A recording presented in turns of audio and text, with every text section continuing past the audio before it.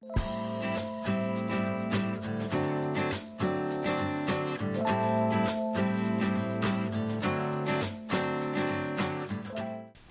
tarde a todos vocês, é um prazer estar aqui, deixa eu só me posicionar aqui para ver qual é a melhor posição.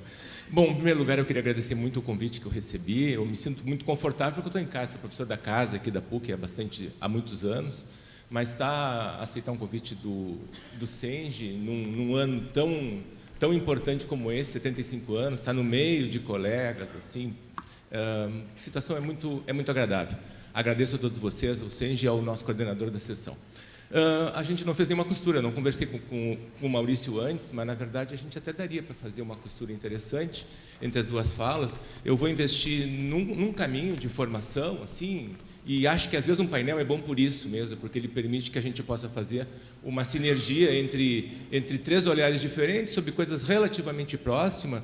E eu queria, na verdade, assim, é um comentário relativamente rápido, nós temos 30 minutos, eu vou dar algumas manchetes sobre alguma coisa, de certa maneira vou ser crítico um pouquinho sobre outras, e vou deixar alguma coisa assim, um pouco do que esse tempo, assim, a gente sempre transfere ou compartilha com vocês, no caso hoje, aquela que é a nossa experiência, assim, sabe? Eu tenho uma formação que me traz, como todos nós, ela é disciplinar, assim, a maioria de nós somos formados em engenharia, ou todos nós fomos formados em carreiras absolutamente disciplinares, mas eu tenho uma clareza hoje que eu acho que não é isso que pode contribuir para frente, assim. Então, eu quero alinhar um pouquinho, eu não vou dar uma receita de bolo, porque eu, de fato, não tenho, mas, na verdade, convivendo, assim, tantos anos como professor da academia, na área de engenharia, já atuando em mais de uma área hoje, nos últimos anos, contribuindo com o desenvolvimento, no caso do nosso parque tecnológico, e aí numa área que é absolutamente transversal, como a Unicinos também tem uma experiência como essa, reconhecida nacionalmente. E aí eu acho que o Rio Grande do Sul é rico por isso. O Maurício mostrou aquele mapa dos nossos parques tecnológicos aqui no estado. A gente tem uma rede robusta e vendo assim a iniciativa do SENGE de colocar aqui a engenharia como vetor de desenvolvimento, de fato, isso aí confere. Talvez a gente não consiga responder tudo, mas grande parte a gente pode ser puxador dessa história. Então, eu procurei fazer uma visão assim, falar um pouquinho de universidades e falar um pouquinho desse paradigma que são ambientes de inovação.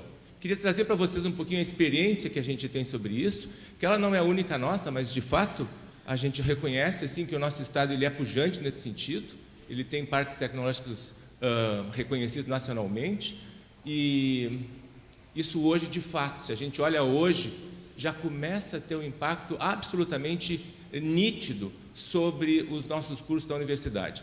Engenharia, em particular, as áreas de tecnologia, mas transcende a isso. Na verdade, a universidade, como a nossa hoje, a gente já consegue visualizar, consegue fazer uma radiografia que tem coisa nova no ar, que essas mudanças não são de curto prazo, elas são principalmente culturais, ela vem no rastro da tecnologia, mas a tecnologia não vai responder por tudo, e falar um pouquinho nesse sentido assim. Preparei uma agenda que é mais ou menos isso aqui, todas elas relativamente curtas, não vou, nem teria talvez condição de me aprofundar demais, mas vou fazer um rápido digressão sobre um contexto histórico da educação, para a gente ver um pouquinho de onde estava e onde que a gente está agora. Vou falar de universidades, poderia ser universidades, tem vários exemplos bons e notáveis no Brasil, mas vou falar naquele que eu me identifico mais, reconheço mais e atuo, daqui a pouco eu vou ficar mais à vontade para isso. Aí faço uma ponte com o ambiente de inovação, e não quero deixar, talvez seja assim, a minha intenção seja essa, falar um pouquinho assim, o que tem hoje e o que tem pela frente. Eu acho que essa é a mudança que as universidades têm que enxergar, como é que elas têm que se preparar para o futuro, porque o de hoje a gente domina e, eventualmente, o de hoje, como a gente atua, talvez ela não corresponda àquilo que a gente precise. Essa aqui é, vamos assim, a reflexão que eu gostaria de comentar com vocês.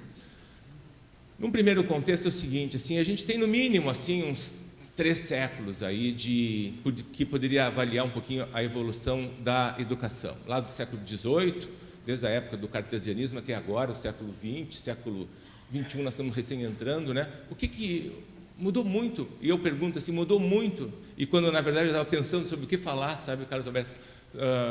Aqui eu resolvi trazer isso, assim, que é uma coisa que eu me debato quando eu chego em sala de aula, assim, a gente fala tanto em inovação, chega lá, e ver que a gente dá aula do mesmo jeito, na maioria dos casos. Eu não posso ser absolutamente genérico com isso, mas, na verdade, assim, a sala de aula é a mesma. Isso, na verdade, não muda. E quando a gente entra em sala de aula, e até tem hoje metodologias mais avançadas, pedagógicas, ferramentas, ou não tem espaço, ou o número de alunos é demasiado, ou não dá tempo, e, na verdade, a gente carece dessas mudanças estruturais. Então, na verdade, assim, a gente já está no século XXI hoje, mas transita ainda de uma forma que, lá no meu quarto ponto, eu quero chegar nisso, assim, não está na expectativa dos nossos alunos hoje, ou daqueles que estão aprendendo para se virar no futuro. Fazendo um paralelo com uma série histórica, como o Maurício falou, tem um outro gráfico que eu gosto bastante também, sabe? E que, na verdade, assim, de 1750 para cá, a educação pode não ter mudado, mas o mundo mudou muito já. A gente passou pelo menos por três grandes fases. Uma sociedade industrial, elas não terminam em si, mas elas se alteram, na verdade. Depois vem para uma sociedade de informação, com o advento da computação, e mais recentemente, ali na última década do século passado, claramente aí tem uma história que só a informação já não é suficiente, só a computação não é suficiente, o conhecimento passa a ser a chave, o principal fator produtivo.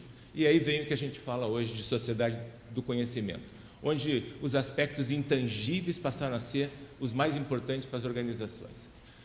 Se a gente faz esse mesmo ciclo, assim, lá do século XVIII para cá, vem a indústria, a gente se modernizou, avançou, as cidades foram ficando mais planejadas, a gente fala em Smart City como uma commodity, se fala disso para tudo, não tem prefeitura do país que não gostaria de ter uma cidade inteligente, a gente tem o domínio de muita coisa ao alcance da nossa mão, mas vamos lá, a educação não acompanhou na mesma velocidade. Assim. Falando um pouquinho de universidade, eu vou me valer, assim, com a licença de vocês, de falar um pouquinho da nossa experiência aqui, mais calcada, assim, o que o Tecnopuc, nesses últimos anos, acabou, e eu acredito que isso tenha, esse mesmo feedback esteja ocorrendo em muitas universidades que, eventualmente, tiveram oportunidade de caminhar para uma iniciativa mais focada em inovação. Eu vou falar um pouquinho sobre isso, assim, porque talvez há 15 anos atrás a gente não soubesse enxergar isso. Hoje, com uma visão, com uma perspectiva melhor, ficou mais clara. Se a gente faz uma linha do tempo da PUC, no caso, uma universidade reconhecida nacionalmente, mas ela é privada, ela não é tão grande, ela não é tão antiga quanto as universidades federais, tá? Mas ela começa em 48, ela passa por alguns ciclos bastante importantes, assim, tem uma decisão capital em 1990 de formação pesada de recursos humanos, capital intelectual, houve um investimento brutal de pessoas em titulação, mas não titulação pela titulação, na formação de uma nova cultura. Isso, vamos dizer assim, o principal resultado disso é que em 2003 a universidade estabelece como estratégia de universidade empreendedora implantar um parque científico e tecnológico. E naquele momento era isso, uma melhor ligação com o mercado, e quem sabe a gente consegue fazer um pouquinho mais de inovação tecnológica numa troca com as empresas que estão no segmento empresarial. E aí a gente passa aí já, 2003 para agora, já são 14 anos que a gente vai fazer isso. E o parque cresceu, eu vou mostrar para vocês o seguinte, e isso, na verdade, visto hoje, ele é absolutamente impactante na cultura da universidade. Ela não é assim, não dá para fazer um registro que ela alterou os nossos processos como um todo, mas tem uma onda entrando que tem uma mudança de paradigma bastante clara. Me agrada sempre ver a universidade assim, dessa forma, ou, na verdade, com a iniciativa do Parque Tecnológico. Vamos enxergar a PUC como um grande ecossistema universitário de formação, com cursos das mais variadas formações, e em 2013 ela estabelece estrategicamente implantar um parque científico e tecnológico, com a principal missão, na verdade, é promover um melhor relacionamento com a sociedade, tá? e dela, na verdade, extrair um melhor feedback para a sua real e efetiva formação dos seus alunos, que é a missão maior da instituição enquanto instituição educacional. Visto de agora, e isso, vamos dizer assim, essa visão e essa reflexão é recente, a gente consegue ver que a partir de 2006, tão somente 3 anos depois, esse mesmo ambiente de inovação começa a trazer um feedback interno para a instituição. E a gente identificou, e identifica só hoje, na época a gente estaria, vamos dizer assim, no olho do furacão, e não tinha condições de ver isso, que a partir de lá começam a aparecer, pressionados por esse novo organismo dentro da instituição, que se relaciona com o mundo externo, mas também pressiona, eu acho que favoravelmente, positivamente, o mundo interno, e apareceram inúmeras iniciativas de caráter mais transversal, mais orgânico. Aparece um torneio empreendedor, que já passaram por ali pessoas e alunos das mais diversas formações, mais de 15 mil alunos passaram, projetos de desafios, novas disciplinas, uma fase de pré-incubação que a gente não tinha, ou seja, houve um aumento na sinergia entre a universidade tradicional, robusta, vamos dizer assim, mais inercial, com um ambiente absolutamente novo, rápido, mais veloz, muito mais próximo da sociedade. E essa, de certa maneira, era uma visão que a gente tinha. A raiz disso tudo foi a implantação do Parque Tecnológico. Ele como novo ente dentro de uma instituição. Tem uma visão bastante clara, desde o início, vamos dizer assim, alcançar isso, assim, se tem um ponto teórico é esse, e na prática a gente passa no desafio de procurar implementar. A visão era clara, melhorar, na verdade, a questão de pesquisa e inovação na universidade, buscar uma classe global, e isso é uma missão que a gente tem hoje, e principalmente atuar em cima da formação das pessoas, ou seja, tentar capturar num conjunto de milhares de alunos de todos os cursos. Ele nasce muito mais focado, vamos dizer assim, na área de engenharia, na área de informática, mas hoje ele já é bem mais amplo do que isso. Pessoas mais talentosas, ou oferecer vetores para que essa criatividade desses alunos e professores e pesquisadores pudessem influir no desenvolvimento econômico e social como plataforma de vinculação com uma sociedade hoje reconhecida como de conhecimento. Se a gente olha alguns números que ocorrem nesse tempo, isso não é difícil de outras situações como no Brasil, a área construída cresceu mais do que quase 400%. O número de operações, em termos de empresas, hoje tem mais de 120 organizações e empresas dentro desse sistema. E empregos em todos os níveis, os tecnológicos, os colaboradores, hoje chega a mais de 6 mil pessoas trabalhando, além de todo o universo universitário. Quer dizer, houve de fato impacto, houve a implantação de um novo organismo na universidade, e isso, na verdade, está influenciando num duplo sentido. Aquele que vai para a sociedade, isso era uma missão, e outro, que talvez isso, com certeza, em 2003, não havia sido melhor identificado, é o enorme feedback e pressão interna que faz com que a nossa cultura e os nossos processos efetivamente comecem a mudar. Mas não é fácil. Na verdade, assim, o nosso conforto, eu me incluo dentro disso também como professor, mudar rotinas não é fácil. Então, a centralidade vai estar nas pessoas e o nosso desafio passa por aí. Hoje, por exemplo, assim, só como um exemplo desse processo todo, a gente chama até de um pipeline, uma trilha de criatividade e inovação que liga esses dois mundos que a gente quer que sejam um só. A universidade e o parque não quer que sejam dois entes diferentes. A nossa meta é que isso aí se constitua como um organismo só. A gente tem algumas ferramentas ou espaços que estão disponíveis, tanto para as empresas do parque, como principalmente as startups, aquelas onde as ferramentas mais contemporâneas, mais iniciais estão sendo disponibilizadas.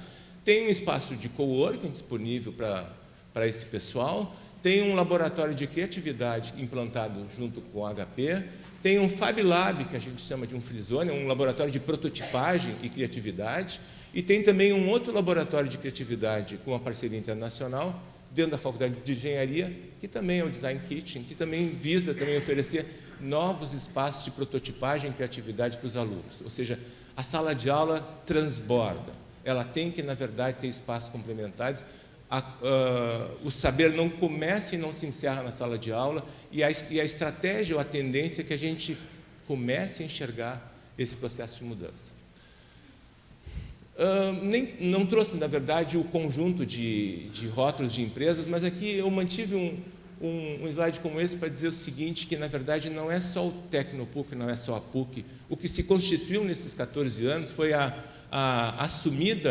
um assumido crescimento de uma rede de um trabalho em rede, de um fluxo em rede dessas organizações todas. Então, assim como tem a nossa universidade, a Faculdade de Engenharia, está a Unicinos, está o Tecnocinos, está a URGS, ou seja, a gente tem muitas atividades que trabalha de forma compartilhada com essas instituições. E isso, na verdade, é o que tem reforçado e tem nos colocado de forma mais robusta num mercado mais competitivo, disputado e que a gente possa oferecer para o mercado e para as empresas opções de crescimento com inovação tecnológica. Tem 4 pilares que nortearam esse crescimento nesse período de 13, 14 anos.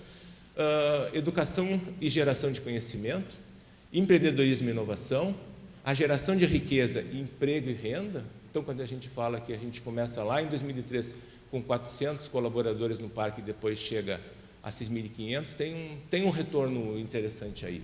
E a implantação de um ecossistema focado numa atividade em rede, ou seja, não somos só nós, na verdade, a proposta é atuar coletivamente com outros parques. O projeto de Porto Alegre, por exemplo, do 4º Distrito, que é um projeto que quem puxa é a Prefeitura, com todas as dificuldades que existem aí, ela ali junta, estamos canalizados várias universidades, a URGS, o Tecnocinos, a PUC.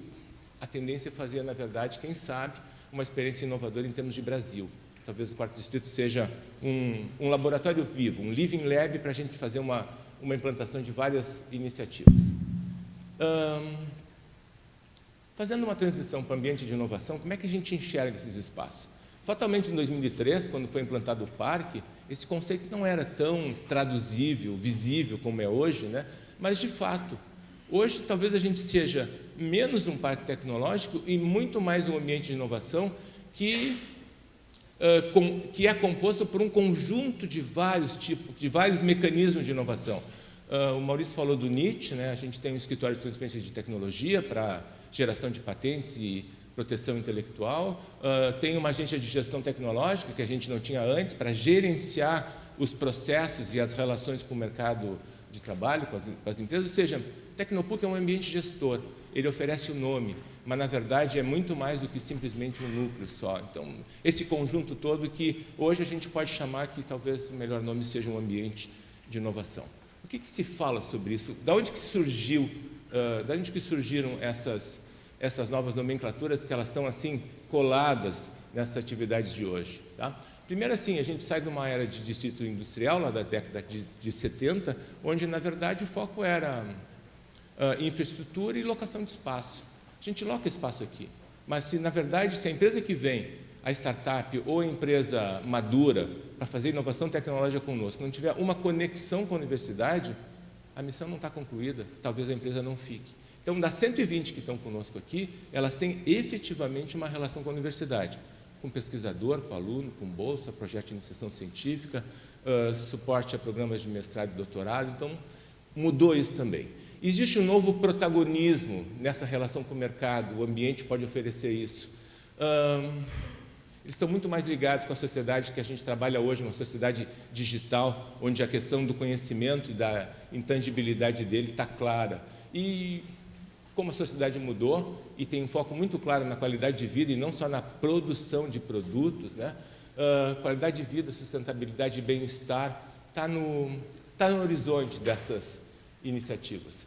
Foi comentado antes da famosa tríplice hélice, mais recentemente, de alguns anos para cá, ficou claro que além dessas 3, entrou uma 4ª na jogada, que não, na verdade não estava fora antes, mas falar que a 4ª hélice é a da sociedade deixa claro que a missão das outras 3 tem um foco e tem uma perspectiva.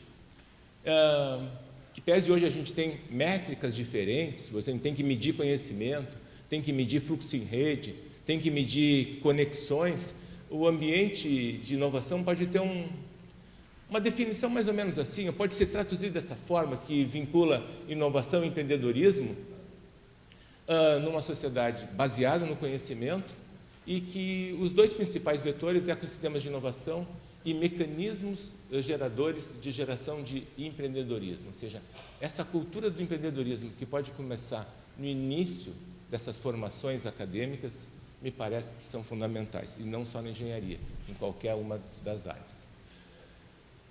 Nesse contexto, a gente pode ver assim, são pessoas, na verdade, cada vez mais conectadas com o processo de intervenções urbanas na cidade onde a gente vive. Então, se a gente olha ali algumas características, né, dessas áreas de inovação, criatividade, empreendedorismo, novas tecnologias, de alguma forma isso tem que permear a formação hoje. Não tem como a gente estar num curso tão disciplinar, tão focado, cursos bons, eu concordo com isso, como a maioria dos que a gente fez, mas isso talvez não represente mais aquilo que a sociedade precise hoje. E essas são características que, no geral, vamos dizer assim, até quase agora, nas formações acadêmicas, isso não permeava. Isso não faz parte daquele contexto. Isso não agrega crédito, não agrega valor, o órgão não reconhece. Então, tem uma mudança no ar e isso na verdade, está reconhecido, que isso, na verdade, são características importantes hoje. Talvez uma nova universidade, ou seja, uma mudança do que a gente tem hoje no contexto educacional, deva passar por uma reflexão próximo disso. Voltando um pouquinho, para a gente ir para a última parte, a gente sabe disso, mas igual não custa repetir, né? Do paradigma industrial, assim, do que a gente vem, era tudo muito bem comportado.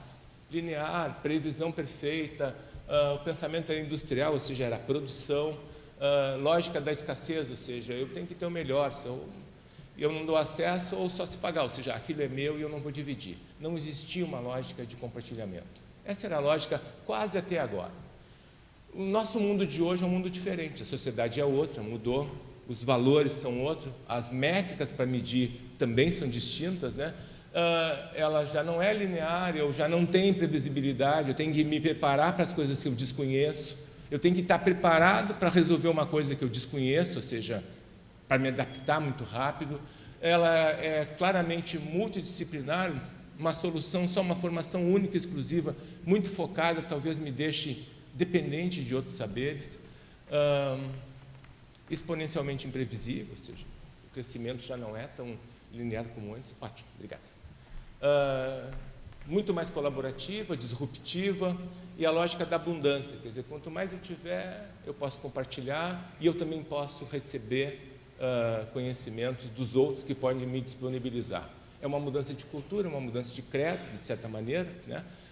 Mas a lógica, aquela que a gente fecha o expediente, tranca tudo e volta só no outro dia, já não existe mais. A gente tem que repensar uma cultura onde a colaboração talvez seja uma linha de frente. Isso é uma questão, no fundo, cultural, muito mais do que tecnológica. Pensamento digital ganha espaço, ou seja, ele é muito mais veloz, ele é hipertextual, ele não é unidirecional. Isso não é fácil, né? Na verdade, a mudança está nas pessoas, então essa operação, assim, essa orientação não é muito simples. Mudar uma cultura como essa quer dizer o seguinte, não vou dizer abandonar a outra, mas reconhecer que tem mudanças pela frente, e não é fácil, a gente pensa de uma outra forma. A gente foi, vamos dizer assim, educado de uma outra forma, então sair fora da caixa nunca foi fácil, e não vai ser também. Não haverá emprego para todos, o futuro do trabalho talvez vai estar em xeque, e vai ter uma mudança muito maior nisso, isso já está acontecendo, essa flexibilidade de serviço e de atuação, ela é distinta hoje, e aí não tem uma questão ideológica, tem uma questão de reconhecimento que tem mudança no ar e as coisas têm funcionado diferente. E mais, talvez a geração que está aí já não queira trabalhar da forma que se trabalhava na sociedade industrial. Bom, em breve isso vai mudar de novo. Quando a gente fala assim que a coisa cresce exponencialmente, hoje a gente entra numa que a gente pode dizer sociedade do conhecimento. Eu não sei daqui quantos anos, já vai ter outra. E o que é digital hoje, daqui a pouco vai ser o industrial de antes, e essa mudança vai ter. E a gente tem que se preparar para isso. E essa velocidade é cada vez maior. Um gráfico do Maurício mostrava isso, e aquele outro, como eu mostrei, aquelas 3 sociedades, cada vez o tempo, sociedade agrícola, industrial, cada vez o tempo vai ficando menor. Então tem uma outra chegando pela frente aí, e aí o tempo vai ser realmente mais curto.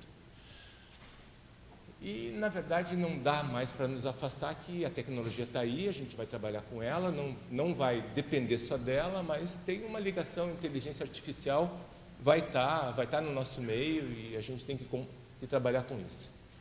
O mundo é global, eu acho que isso é outra coisa que tem que estar muito claro hoje. Quando a gente trabalha com os alunos de hoje, está claro que cada vez mais o mundo é é muito mais do que as nossas fronteiras, não vou dizer nem só do estado do Brasil, mas de fora. A alunada enxerga isso mais claramente, e eu confesso que às vezes eu acho mais claramente até do que nós. Tá? Tem uma perspectiva de integração e de trabalhar em rede, como eu comentei antes, desculpe eu repetir, mas eu acho que ela é uma linha mestra condutora dessa nossa economia, da nossa formação, integração, assim como, na verdade, transbordar das nossas formações disciplinares, eu acho que é absolutamente fundamental. A gente não precisa enxergar isso, sabe?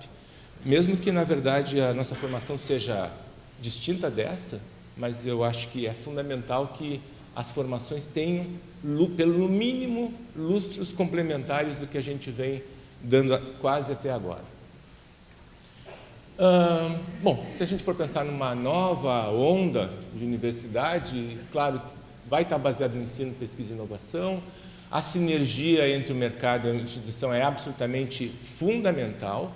A gente não pode ser ilhas, e se éramos, temos que ter mais pontes. O investimento em startups, onde a gente oferece, não vou dizer só para os jovens, a gente tem startups aqui de empreendedores sêniores, ou seja, tem que dar espaço para novas oportunidades, utilizando novos saberes e novas tecnologias em ambiente de inovação e trabalhar cada vez mais a questão da inovação aberta.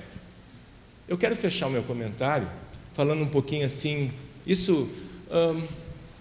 vários desses comentários aqui, a gente está numa fase aqui na PUC, no Tecnopuc, nós estamos discutindo o Tecnopuc para 2033. Então é um momento bom, assim, é um momento disruptivo da gente colocar algumas ideias para fora e imaginar o que possa vir pela frente nos próximos anos. Tá? Isso é sempre um desafio. Então eu quero fazer um comentário para vocês assim, isso me causou esse recente, e eu tive contribuições de colegas meus daqui, a gente tem discutido muito isso. Essa história assim, como é que a gente vai olhar o futuro para frente, sabe? A gente não sabe o que está por trás da cortina, e com certeza não tem clareza onde que a gente vai chegar hoje, assim. E, fatalmente, eu tenho que estar preparado para as coisas que vêm, como eu já comentei, que eu não tenho domínio do resultado final. É muito menos domínio do que quando eu me formei lá, mais de 30 anos atrás, o mundo era outro, era muito diferente. Eu sabia bem o que eu queria, hoje eles podem saber o que querem, mas daqui a pouco a relação com a sociedade é muito diferente, é muito menos cartesiana do que a gente tinha antes. Tem uma geração Z, que é assim que é reconhecida mundialmente, já tem estudos sobre isso, a gente já tem bases científicas para reconhecer que vem uma onda de uma nova gurizada, como a gente diz aqui no Sul, que talvez é para eles que a gente tem que olhar, sabe? A gente não tem que educá-los como a gente foi educado, se o mundo mudou tanto. Essa é uma questão que eu queria que ficasse. Esses comentários têm já um fundo de pesquisas sociais, assim, sabe? Essa geração, na verdade, ela é movida assim por sustentabilidade financeira, por desafio e ambição, sabe? Isso já tem que transparecer e é um esforço que a gente tem que fazer e é um desafio que nem sempre o professor consegue e às vezes nem mesmo eu mesmo consigo, mas é que, na verdade, a motivação passa pela sala de aula, tá? É tentar oferecer algo que seja único para esse pessoal, para essa geração que vem aí. Ou seja, algo que possa realmente trazer o comprometimento deles e o engajamento, assim, para chegar numa era diferente, né? Hoje, o que a gente comentava outro dia, o principal foco de atenção, assim, claro que a gente fala uma perspectiva em cima de dados medianos, né? Eles não estão esperando uma oportunidade de emprego. Daqui a pouco eles vão escolher aonde que eles querem trabalhar, qual é a marca da empresa que eles querem, senão eles vão aguardar uma oportunidade diferente. Essa questão de pressa não está muito clara hoje, sabe? Então, eles vão escolher qual é aonde que eles podem agregar mais valor, aonde que eles têm interesse, mas não simplesmente por uma oportunidade aberta. Tem vários veículos já que consagram que, na verdade, a gente está em cima de uma geração eminentemente empreendedora, provavelmente muito mais do que a nossa e do que as anteriores. Isso para ambiente de inovação, para a parte tecnológica, incubadoras de empresas, é ótimo. A gente tem que saber como abrir essas portas.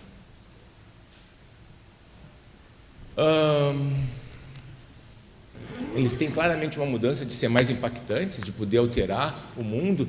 Tem uma pesquisa que mostra que 26% entre jovens de 16 a 19 anos atuam como voluntários em ONGs, em muitas organizações. É uma mudança de perfil. Tá? Empreendedorismo social, ou seja, formações com conexão social, é uma das carreiras mais escolhidas pelo mundo afora hoje. E pesquisas também comprovam que, na verdade, assim, essa geração está muito focada em fazer a diferença e causar um impacto por onde eles passam. Ou seja, eles não são indiferentes a essas coisas. Se a gente enxergar isso, talvez a gente possa enxergar como é que o modelo educacional tem que fazer frente a essas mudanças. Não sei se é aquilo que eu quero, mas, na verdade, assim, é inegável que a era digital já começa muito cedo, sabe? Não sei se nós concordamos, nem eu tenho clareza disso, mas vem uma outra geração pela frente que, fatalmente, ela vai ser mais conectada ainda. Talvez saber por onde vai andar isso seja uma obrigação para nós todos, como gerações, e para as universidades em particular. Como é que vai ser para frente, tá? Bom, eu não tenho receita nenhuma, e eu disse para vocês, me preveni e me carambei ao início, assim, que eu não tenho receita e muito menos sei como é que onde que a gente pode resolver o problema, mas se a gente fosse pensar assim, será que são novos cursos que vão resolver, novos prédios, até prédios mais arrojados, arquitetonicamente arrojados, com espaços mais interessantes, tá? Espaços mais colaborativos, mais estacionamento, que é sempre um rolo, né? Daqui a pouco, você sabe, a geração que está aí tem até dispensado o automóvel. Né? Isso aí já é uma coisa quase em desuso. Tá? Eu acho que não é por aí. Tá? Eu acho que devem vir soluções que vão passar ao largo dessas soluções que estão muito na nossa cabeça, talvez não na cabeça dessa nova geração. Acho que a gente podia pensar em algumas coisas para finalizar esse meu comentário aqui, que seria assim, acho que esse caminho, e isso vai para a formação, acho que vai para a engenharia com certeza, tá? Ela vai envolver muito mais interdisciplinaridade para resolver os problemas complexos de hoje. A gente com certeza tem informações notórias, robustas e fortes em áreas bem determinadas, mas o mundo é muito mais complicado do que há umas décadas atrás, e a formação vai ter que ser mais complementarizada do que a gente tinha antes. Muito mais colaborativo do que competitivo, ou seja, enxergar na colaboração o crescimento de todos do que, na verdade, só o crescimento de poucos indivíduos. Ou seja, a gente cresce, a gente desenvolve mais, aquela história de trabalho em equipe, que sempre se fala, mas hoje a colaboração passa a ser um adesivo importante. Mais resiliente, tá? O fato da gente poder avançar, sofrer, se adaptar e sair robusto, mais orgânico, ou seja, o mundo é assim, é mais natural que seja assim, e a gente tem uma capacidade grande de se adaptar. E tem uma centralidade que eu acho que é muito clara assim, nessa história toda, assim, sabe? E eu acho que é uma centralidade que tem na sociedade atual, assim, sabe? Quando se fala em conhecimento, ele está embarcado nas pessoas, e todo esse conjunto de atividades que a gente pode fazer e vão envolver universidades e ambiente de inovação, no caso do meu comentário aqui, todas essas atividades que a gente fala, então empreendedor, revitalização, criação, vão envolver empresas, mas elas têm uma direção, a centralidade está na pessoa. Isso eu acho que não pode ser perdido frente a outros valores que a gente tem. E por fim, acho que os novos projetos que vêm pela frente, no caso da universidade, a proposta de educação, ou no caso da engenharia, a formatação das nossas organizações, não deixe isso afastado disso, tá? Acho que vem, na verdade, tinha que ter uma clareza que tem uma nova cultura, e essa cultura está em mudança, e ela não é simplesmente pela tecnologia, nós estamos mudando, tem um conjunto de valores diferentes e tem novos padrões de comportamento muito claro. Mudou, assim, se a gente que fica em contato com pessoas permanentemente, bom, como nós todos, né, vê que tem uma mudança de comportamento e a gente tem que enxergar para isso, sabe? Não dá para a gente mais, assim, manter os padrões dos nossos cursos naqueles como a gente estudou há anos atrás. Eles não são mais suficientes nesse sentido. É nesse sentido que eu queria fazer o meu comentário. Deixo um agradecimento para as pessoas que colaboraram comigo e agradeço vocês pelo tempo de me escutar.